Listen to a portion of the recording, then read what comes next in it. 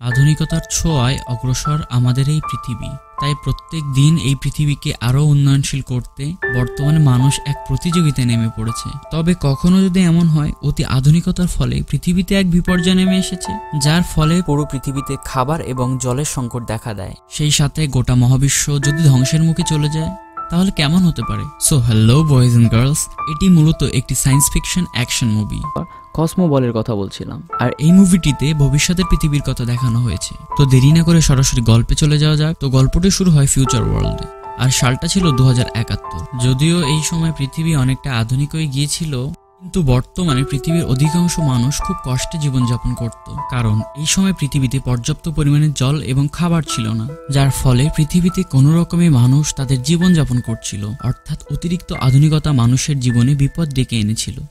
তো এখানে আমরা অ্যান্টন নামক একজন ছেলেকে দেখতে পাই, যে কিনা একটা বিশাল বড় লাইনে দাঁড়িয়ে ছিল। আসলে প্রতিদিন সকালে তাদের এইভাবে লাইনে দাঁড়াতে হয়, কেননা এখানে একটি মাত্রই জলের কল রয়েছে, আর প্রত্যেকদিন সকালবেলায় তাদের এইভাবে লাইনে দাঁড়াতে হয়। তো অ্যান্টনি যখন এখানে দাঁড়িয়ে ছিল, তখন তার সামনে থাকা দেওয়ালে একটি পেন্টিং খুব মনোযোগ সহকারে দেখছিল। এদিকে অ্যান্টনিকে দাঁড়িয়ে থাকা অবস্থায় এক অদ্ভুত প্রাণী নজর রাখছে। সে কিন্তু অনেকক্ষণ ধরে অ্যান্টনির উপর নজর রাখছিল, আর হঠাৎ করে তার পাওয়ার ব্যবহার করে অ্যান্টনির পিছনে থাকা একটা ল্যাম্প পোস্ট অ্যান্টনির গায়ে ফেলার চেষ্টা করে। কিন্তু এখানে অ্যান্টন ছিল খুব চালাক এবং বুদ্ধিমান, যে জন্য কোনো কারণে সে একটুর জন্য নিজেকে বাঁচিয়ে নেয়। কিন্তু এখানে থাকা সকল মানুষ তাকে অনেক বোকা মনে করত। এমনকি তাদের সকলের মনে একটা ধারণা ছিল যে অ্যান্টন যেখানে যায় না কেন সেখানেই নাকি একটা ঝামেলা সৃষ্টি হয়। তাই এখানকার বেশিরভাগ মানুষ অ্যান্টনকে পছন্দই করত না, এবং তারা সবসময় একটি বাহানা খুঁজত যে অ্যান্টনকে কিভাবে ছোট করা যায়। এদিকে সেই অদ্ভুত প্রাণীটি অ্যান্টনের কোনো ক্ষতি করতে পারেনি, এবং সে সেখান থেকে একটি আলাদা জায়গায় চলে আসে। আর এখানেই আমরা জানতে পারি যে এই প্রাণীটি হলো অদ্ভুত এক ধরনের এলিয়েন। তো তার নাম ছিল ভালিয়া। ভালিয়া এখানে চার্নো নামক একজন এলিয়েনের সাথে কথা বলছিল। আসলে চার্নো হলো ভালিয়ার বাবা, তবে চার্নো ছিল পুরো গ্যালাক্সির সব থেকে ভয়ানক এলিয়েন। তো চার্নো এখানে ভালিয়ার সঙ্গে একটি যুদ্ধের ব্যাপারে কথা বলছিল, যেটা আজ থেকে প্রায় কয়েক বছর আগে চার্নো এবং ব্যালো নামক একজন এলিয়েনের সাথে হয়েছিল। বন্ধুরা, এই দুই এলিয়েনের মধ্যে চার্নোর মধ্যে রয়েছে সব থেকে খারাপ শক্তিগুলো, আর ব্যালোর মধ্যে রয়েছে সব থেকে ভালো শক্তি। অর্থাৎ তারা দুজনে অনেক শক্তিশালী ছিল। তো ব্যালোর সঙ্গে এখানে লড়াই করার জন্য চার্নো কিন্তু একটা অস্ত্র তৈরি করে, যেটার নাম ছিল ভিপিটার। এই ভিপিটার ছিল এমন একটি অস্ত্র যার কিছু শক্তিশালী বল বের হতো, আর এই এক একটা বলের মধ্যে এতই শক্তি ছিল যা কিনা একটা গোটা প্ল্যানেটকেই ধ্বংস করে দিতে পারবে। আর এই যুদ্ধ চলাকালীন সময় হঠাৎ করে চার্নো শিপ চাঁদের সাথে ধাক্কা খায়, যার ফলে চার্নো তার শিপ নিয়ে পৃথিবীতে চলে আসে। আর যেহেতু সে পৃথিবীতে আশ্রয় নিয়েছিল, এর জন্য ব্যালোর অনেক সঙ্গী পৃথিবীতে চলে আসে তার সাথে, আর তারা চার্নোকে মারার জন্য বারবার পৃথিবীকে আক্রমণ করে। এদিকে চাঁদ আগে আরো ক্ষতিগ্রস্ত হয়েছিল, যার কারণে পৃথিবীর জলবায়ু এবং আবহাওয়ার অনেক পরিবর্তন হয়েছে, যে কারণেই পৃথিবীতে খাবার এবং জলের সংকট দেখা দেয়। এদিকে ব্যালোর সঙ্গীরা তাদের পাওয়ারের প্রভাবে চার্নোকে পৃথিবীতেই বন্দি করে ফেলে, যে কারণে চার্নো আর সেখান থেকে বেরোতেই পারে না, যে কারণে চার্নো আর তার পুরো টিম পৃথিবীতেই থেকে যায়। তবে যুদ্ধের মধ্যে সে অনেক আঘাত পেয়েছিল, ফলে তার শক্তি অনেকটাই কমে গিয়েছে। তো চার্নো এখন পৃথিবীতে বসে এমন একটি অস্ত্র তৈরি করতে চাইছে, যেটার সাহায্যে তার পুরনো শক্তি আবার ফিরে পাবে। তবে অস্ত্রটি বানাতে তার স্পেশাল একটি ডিএনএ দরকার, যেটা সে অনেক গবেষণার পর অ্যান্টনের ভিতর খুঁজে পেয়েছে। আর ঠিক সেই কারণেই ভালিয়াকে সে পাঠিয়েছিল তখন অ্যান্টনকে ধরে আনার জন্য। কিন্তু ভালিয়া তো প্রথম চেষ্টাতেই ব্যর্থ হয়েছে, আর সে ভালিয়াকে বলে আই নিড হিম। ভালিয়া যেন যেভাবে হোক না কেন ভালিয়া যেন তাকে ধরে আনে। অন্যদিকে আমরা পৃথিবীতে থাকা একটি স্পেসশিপ দেখতে পাই, যেটা অনেক বিশাল আকৃতির হওয়া সত্ত্বেও খুব সুন্দরভাবে পৃথিবীর মাঝখানে ভাসমান থাকে। তবে কিছুক্ষণ পরে জানা যায় যে এটা আসলে কোনো স্পেসশিপই নয়, বরং এটা একটি বিশাল আকৃতির স্টেডিয়াম, যেখানে কসমো বল নামক একটি গেম খেলা হতো।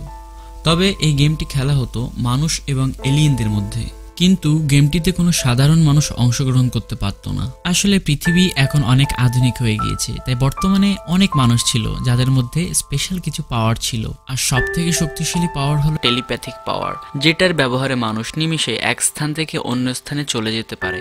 তো এই কসমো বল গেমটিতে শুধুমাত্র তারাই অংশ নিতে পারে যাদের মধ্যে স্পেশাল কিছু পাওয়ার রয়েছে। এই গেমটিতে প্রত্যেক টিমে 4 জন থাকে, তবে মানুষের টিমে ছিল মাত্র 3 জন, কারণ পৃথিবীতে স্পেশাল মানুষ 3 জনের বেশি খুঁজেই পাওয়া যায়নি। তো এই 3 জন হলো বেন, বেলি এবং নাতাশা। এরা হলো মানুষের টিম, তবে এখনো অব্দি একটা ম্যাচও তারা জিততে পারেনি। আসলে এই গেমটিতে একটি ফায়ার বল দেওয়া হয় এবং কোনো টিমের সদস্য যদি অপর প্রান্তে একটি বড় দরজা খুলে যায় আর সেই দরজার মধ্যে বল নিক্ষেপ করতে পারলেই তারা জিতে যায়। তবে এলিয়েনরা কিন্তু মানুষের থেকে সব থেকে বেশি পাওয়ারফুল, তার জন্য সব সময় তারা জিতে যায়। সব থেকে মজার বিষয় হলো এই কসমো বল পুরো শহরেই লাইভ টেলিকাস্ট করা হয়, যার ফলে এই কসমো বলটি তাদের বিনোদনের একটি মাধ্যম বানিয়ে ফেলেছে। যদিও এই গেমটি পৃথিবীর সকল মানুষের অনেক পছন্দ ছিল, কিন্তু অ্যান্টন ছিল একদম তাদের বিপরীত। কেননা তার পার্সোনাল মনে হতো যে মানুষ তাদের সকল কাজকর্ম বাদ দিয়ে এই গেমটির পিছনে বেশি সময় দিয়ে ফেলে। এদিকে অ্যান্টনের কোনো কাজ, তাই সে আশা নিয়ে কসমো বলের কাছে চলে আসে কেননা তার মনে হতো যে এত জনপ্রিয় একটা গেম, কোনো না কোনো কাজ তো পাওয়া যাবে। কিন্তু স্টেডিয়ামে একটা টান ম্যাচ চলছিল, যে কারণে অ্যান্টনের দিকে কেউ লক্ষ্যই করেনি, যার কারণে অ্যান্টন অনেকটা রেগে যায় এবং অতিরিক্ত রাগ দেখানোর জন্য তাকে ঘাট ধাক্কা দিয়ে সেখান থেকে বের করে দেওয়া হয়। তাই অ্যান্টন মন খারাপ করে বাড়ির দিকে চলে আসে। এদিকে অ্যান্টনের মা অনেকদিন ধরে খুব অসুস্থ ছিল, তবে আজকে সে একটু বেশি অসুস্থ ছিল, যার কারণে অ্যান্টন যখন বাড়িতে আসে তখন দেখে যে তার মা মাটিতে পড়ে রয়েছে। অ্যান্টন এতে করে খুবই ভয় পেয়ে যায় এবং সে দৌড়ে তার মায়ের কাছে আসে এবং সে দেখে তার মায়ের অবস্থা বেশি একটা ভালো না। তাই সে তাড়াতাড়ি ফার্মেসিতে চলে গেল, কিন্তু সবাই এই সময় কসমো বল খেলা দেখছিল আর ওষুধ নিয়ে যেতেই হবে। তাই অ্যান্টন বাধ্য হয়ে দরজাটি ভাঙার চেষ্টা করে, তবে ঠিক তখনই আনায়া নামে এক মেয়ে সেখানে চলে আসে। সে সঙ্গে সঙ্গে অ্যান্টনকে দরজাটি ভাঙতে সাহায্য করে। এরপর আনায়া ফার্মাসির ভেতর চলে যায়, তার পিছনে পিছনে মেডিসিন নেওয়ার জন্য অ্যান্টনও সেখান থেকে চলে যায়। তখন অ্যান্টন সেখান থেকে তার প্রয়োজনীয় মেডিসিন নিয়ে নেয়। এদিকে ফার্মেসির গ্লাস ভাঙার অপরাধে সেখানে পুলিশ চলে আসে, তাই আনায়া এবং অ্যান্টন সেখান থেকে পুলিশ দেখে পালিয়ে যায়। অ্যান্টন এখানে আনায়ার পিছু করছিল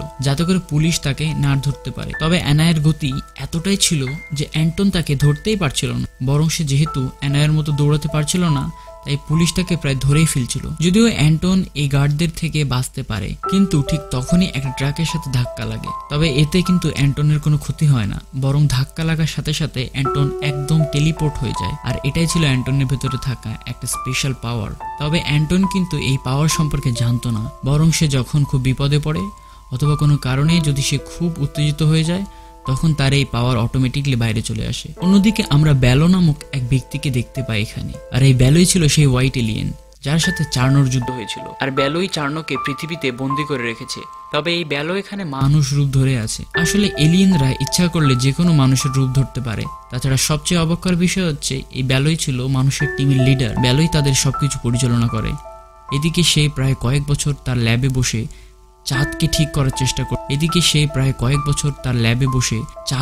করার চেষ্টা করছিল যাতে করে পৃথিবীর হাওয়া আর জলবায়ু আবার ঠিক হয়ে যায়। এই ব্যালোই আসলে খুব ভালো এলিয়েন ছিল, কখনো পৃথিবী ও তার কোনো মানুষকে কোনোদিন ক্ষতি চাইতো না। তবে সে ল্যাবে বসে এমন কিছু মানুষের সন্ধান করত যাদের ভেতরে স্পেশাল কিছু পাওয়ার রয়েছে, আর সেই সমস্ত মানুষের সে তার কসমো বলের টিম করে ফেলতো যাতে করে তারা গেমটি জিততে পারে। আর এখনো অবধি সে এমন মাত্র 3 জনের সন্ধান পেয়েছে যাদের মধ্যে মোটামুটি টেলিপ্যাথিক পাওয়ার রয়েছে, আর এই 3 জনই বর্তমানে তার টিমের সদস্য।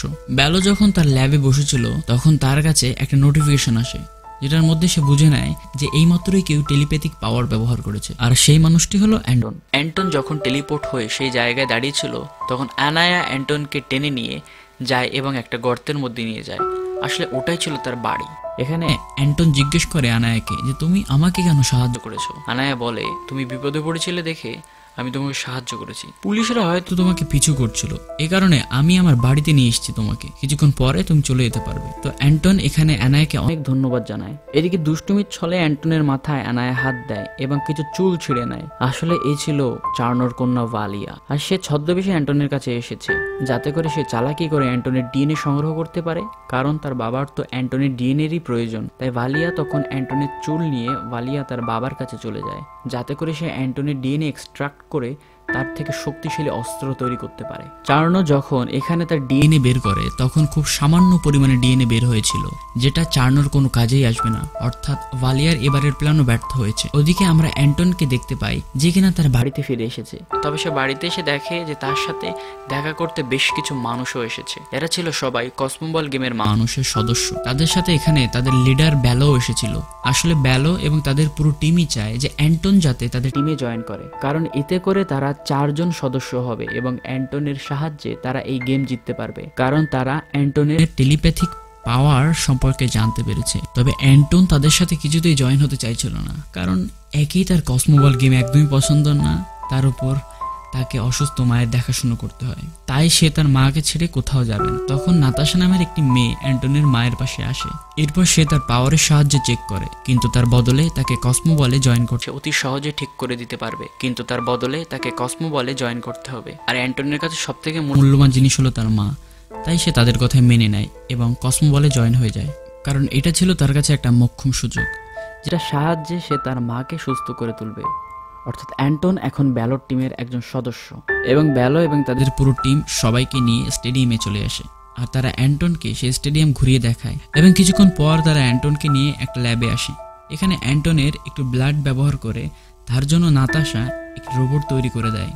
আসলে তাদের টিমের প্রত্যেকেরই কাছে এমন এই ধরনের একটা রোবট রয়েছে, কারণ এই রোবটগুলো তাদের নিজ নিজ মালিকের কাজে বিভিন্ন দিক দিয়ে সাহায্য করে। এছাড়াও ম্যাচ চলাকালীন সময়ে সাহায্য করে এই রোবটগুলো। কিছুক্ষণ পরে অ্যান্টনকে নিয়ে তারা স্টেডিয়ামে চলে আসে। এই সময় স্টেডিয়াম পুরো খালি ছিল, তাই তারা অ্যান্টনকে প্র্যাকটিস করানোর জন্য স্টেডিয়ামে নিয়ে এসেছে। তবে অ্যান্টন যখন তার প্রথম প্র্যাকটিস শুরু করে তখন সে প্রথমে একটু ভালো খেলছিল না, কারণ সে তার জীবনে এই প্রথমবার এই কসমোবল খেলছে। কারণ অ্যান্টনের মধ্যে রয়েছে তাদের সবার থেকে বেশি পাওয়ার, আর ঠিক এই কারণেই চার্নো অ্যান্টনের ডিএনএ সংগ্রহ করতে চাইতো। তবে কিছুক্ষণ প্র্যাকটিস করার পর অ্যান্টন বুঝতে পারে নিজেই যে সে খুব সহজে টেলিপ্যাথিক পাওয়ার ব্যবহার করতে পারছে। এছাড়াও সে অনেক দ্রুত এক জায়গা থেকে অন্য জায়গায় যেতে পারছে। এই সমস্ত জিনিস দেখে ব্যালো এবং অন্যান্য সঙ্গীরাও অনেক অবাক হয়ে যায়, কেননা মাত্র অল্পক্ষণ প্র্যাকটিস করার পরে তাদের সবার থেকে ভালো খেলছে অ্যান্টন।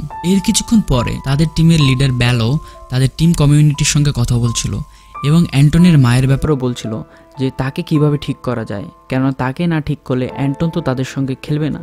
আর ব্যালোর টিমরাও চায় না যে একজন ভালো প্লেয়ার তাদের দল থেকে চলে যাক, তাই যেভাবে হোক অ্যান্টনের মাকে সুস্থ করতেই হবে, তা না হলে অ্যান্টন তাদের টিমে খেলবেই না। সেখানে তারা এই আলোচনায় করছিল। অন্যদিকে নাতাশা অ্যান্টনের সঙ্গে গল্প করছিল এবং গেমের নানা রকম বিষয়ে তাকে বোঝাচ্ছিল। নাতাশার সাথে অ্যান্টনের সময় ভালোই কাটছিল, এমনকি গেমের পাশাপাশি প্রত্যেক দিন অ্যান্টনের মাকে নাতাশা দেখতে আসতো এবং তার খেয়াল রাখতো। এভাবে করে নাতাশা এবং অ্যান্টনের মধ্যে একটা ভালো বন্ধুত্ব শুরু হয়। অন্যদিকে আমরা ভালিয়াকে দেখতে পাই, যে কিনা অ্যান্টনকে ফলো করছে। তবে অ্যান্টন যখন স্টেডিয়াম থেকে বাইরে চলে আসে তখন আবারও সে আনায়ের রূপ পরিবর্তন করে, আর এরপর সে অ্যান্টনের সঙ্গে দেখা করানোর জন্য খবর পাঠায় একজনকে দিয়ে। তাই আনায়ে যেহেতু আগে অ্যান্টনকে সাহায্য করেছিল, তাই খবর পেয়েই সে ছুটে চলে যায় দেখা করতে তার সঙ্গে। আসলে ভালিয়া এটি জানতে পেরেছিল যে অ্যান্টন কসমোবলে যোগ দিয়েছে। আনায়া তাকে বলে যে তোমার মতো কসমোবল আমারও ভালো লাগে না, শুনলাম তুমি নাকি তোমার মায়ের হেলথের জন্য তুমি কসমোবলে যোগদান করেছো। তোমার মায়ের যে রোগটি রয়েছে সেটার প্রতিষেধক আমার কাছে রয়েছে। আনায়া বলে যে আমি তোমার মাকে ঠিক করে তুলবো, তাই এখন থেকে তোমাকে আর কসমোবলে যোগদান করতে হবে না। এই বলে ভালিয়া অ্যান্টনকে একটা বীজ দেয় এবং অ্যান্টনকে বলে যে কালকে যখন তুমি স্টেডিয়ামে খেলতে যাবে তখন এটি ফেলে দেবে, তাহলে দেখবে সঙ্গে সঙ্গে এই খেলা বন্ধ হয়ে গেছে, আর তখন তুমি সেই টিম থেকে বেরিয়ে আসবে। আর যেহেতু অ্যান্টনের মূল উদ্দেশ্য ছিল তার মাকে ঠিক করা, তাই সেও এই টিম থেকে বেরিয়ে আসতে চাইছিল। এদিকে ভালিয়া তাকে চালাকি করে অ্যান্টনের হাতে সেই বীজটি ধরিয়ে দেয়, আর অন্যদিকে অ্যান্টনের রোবট অ্যান্টনকে খুঁজে না পেয়ে তাকে আইডেন্টিফাই করে নাতাশাকে নিয়ে এখানে চলে আসে। তবে ভালিয়া বা আনায়া এখানে অ্যান্টনের খুব কাছাকাছি ছিল, আর নাতাশা যখন এটা দেখতে পায় তখন তার কাছে খুব খারাপ লাগছিল, কারণ সে তো অ্যান্টনকে ভালোই বেসেছিল। যদিও নাতাশার অনেক মন খারাপ হয়েছিল, তবে সে এখানে সবার সাথে স্বাভাবিকভাবে আচরণ করছিল। এরপর নাতাশা অ্যান্টনকে নিয়ে সেখান থেকে বেরিয়ে পড়ে, কারণ তাদের নাকি একটা ট্রেনিং রয়েছে। এরপর সে স্টেডিয়ামে ব্যালোর কাছে চলে যায়। তারপর ব্যালো টিমের প্রত্যেকে ম্যাচের জন্য প্রস্তুত করে তোলে। আর কিছুক্ষণ পর তাদের রোবট গেম খেলার জন্য একটা নতুন কস্টিউম রেডি করে ফেলে তাদের ম্যাচের জন্য।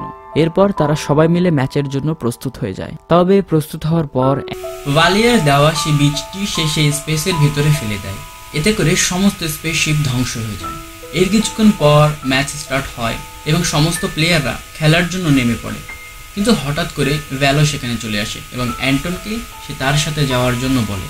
ভ্যালোকে দেখে অ্যান্টন অনেক রেগে যায়, কেননা সে তার মাকে এখনো ঠিক করেনি। অ্যান্টনের মনের অবস্থা বুঝতে পেরে নাতাশা তার মায়ের অবস্থা দেখে এবং বলে যে তার মা এখন পুরোপুরি সুস্থ হয়ে গেছে।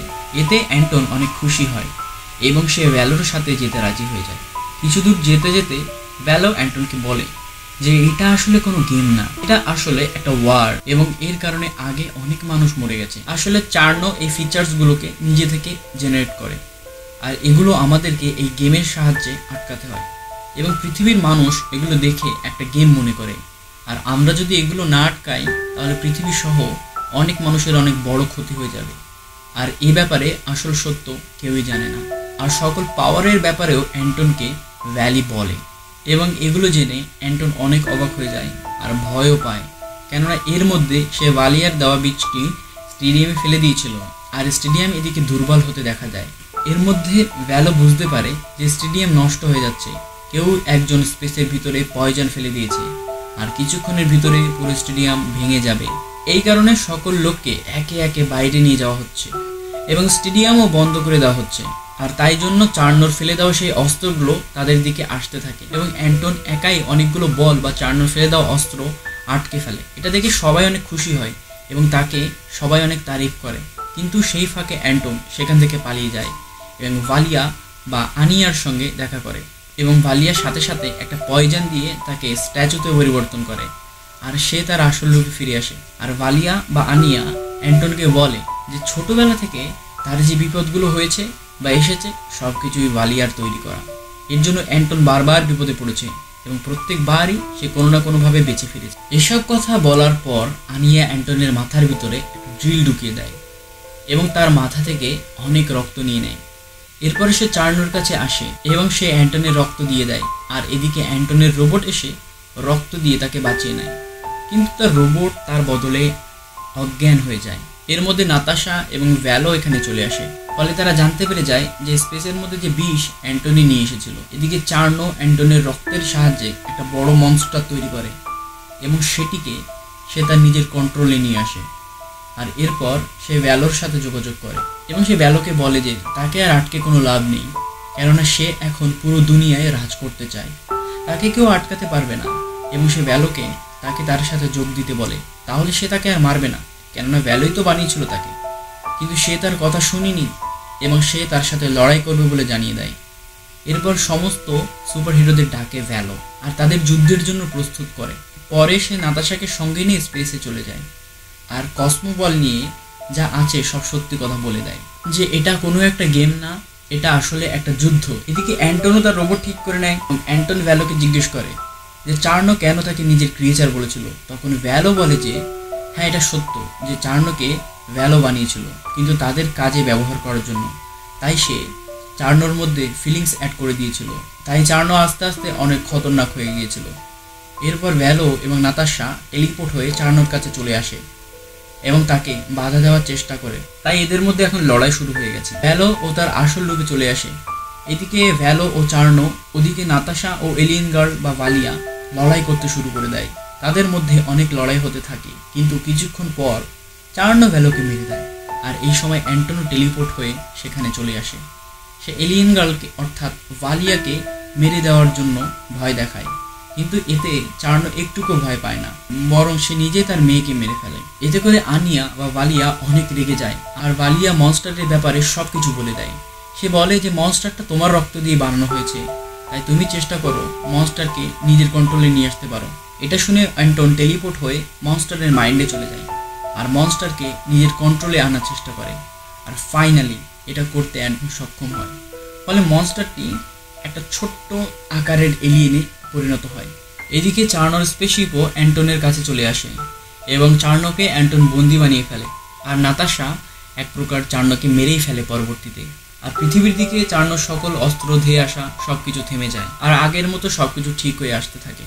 আর স্পেসে গিয়ে অ্যানাউন্স করে যে আর কোনো ভয় নেই তাদের, এখন তারা সুখে শান্তিতে পৃথিবীতে বসবাস করতে পারে।